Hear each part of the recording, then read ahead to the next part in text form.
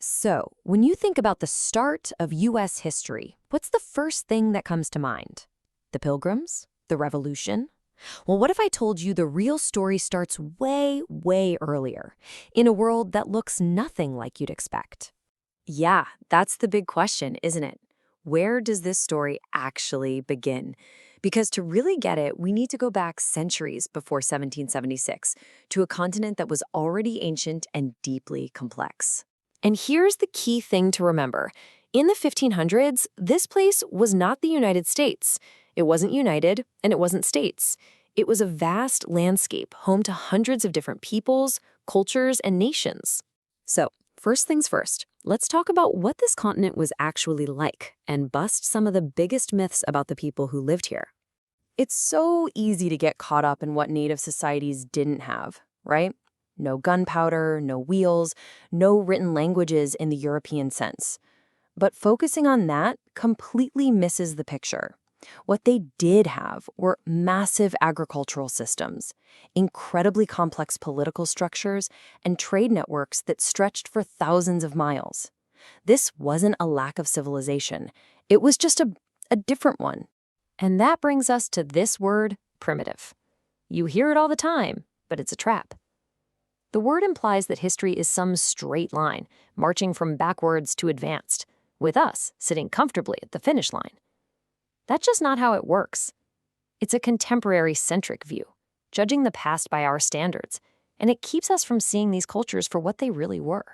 You know, when these two worlds met, the result was a catastrophe that is hard to even comprehend. We sometimes hear the word decimation, which literally means losing 1 in 10. The reality? It was more like 8 in 10. This wasn't a decimation. For the people living here, it was an apocalypse, mostly driven by diseases they had zero immunity to. So what happened was more than just a clash of people.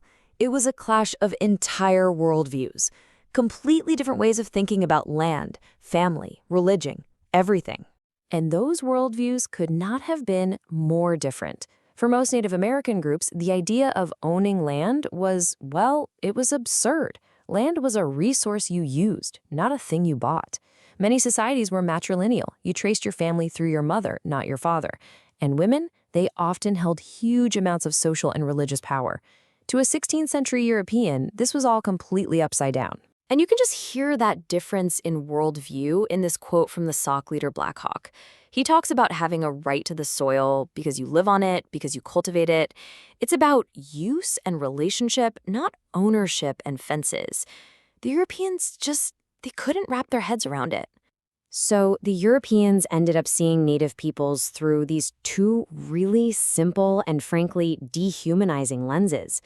On one side, you had the noble savage, this idea that they were pure, innocent children of nature.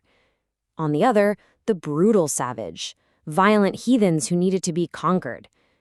Of course, neither view saw them for who they actually were, complicated, diverse human beings.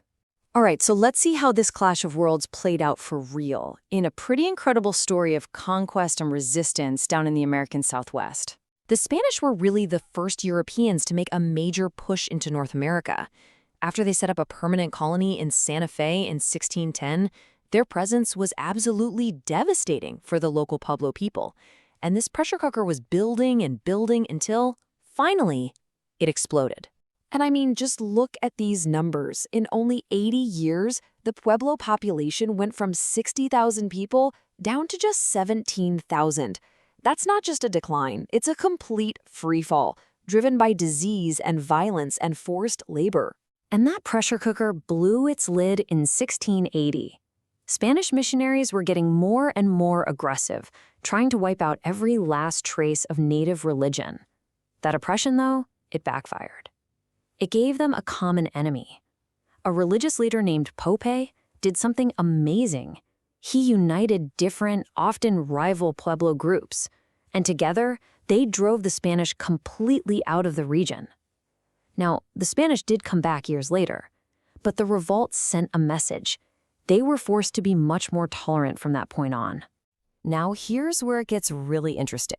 The story about this Spanish cruelty became a historical force all on its own, shaping the future of colonization in North America. And how do we know just how brutal it was? Well, in part because the Spanish told us themselves. This horrifying account comes from a Spanish friar, Bartolomé de las Casas. He saw what his own people were doing, and he was absolutely appalled.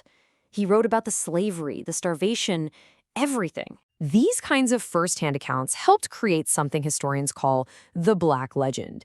And this is a really key idea. It's the story that the Spanish were uniquely terrible colonizers. And here's the tricky part. While the legend was based on very real, very horrible facts, it also got turned into a weapon. And this is the split you have to understand. The historical truth? Yes, Spanish colonization was absolutely brutal.